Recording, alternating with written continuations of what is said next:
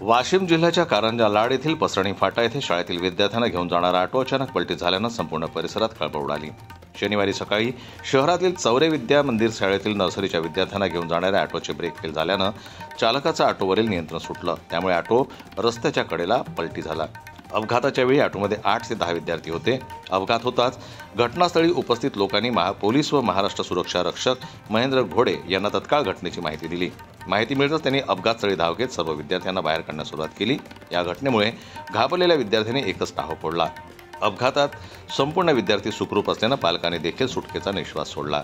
अशा प्रकारच्या घटना रस्ते अपघातांवर मोठे प्रश्नचिन्ह निर्माण करतात। शाळेच्या नावानं ऑटो चालक वाजवीपेक्षा जास्त विद्यार्थी ऑटोमध्ये बसवतात आणि त्यामुळे बरेचदा अपघातांना आमंत्रण मिळतं। तेव्हा वाहतुकीच्या नियमांना धारेवर ठेवून वाहतुकीच्या नियमांचं उल्लंघन ही रोजचीच भेडसावणारी बाब असून यावर आळा घालण्यासाठी पालक तसेच प्रशासनानं जागृत होणं अत्यंत गरजेचं आहे। जनमत लाईव्ह न्यूज करता ज्ञानेश्वर वरघट यांची रिपोर्ट, वाशिम।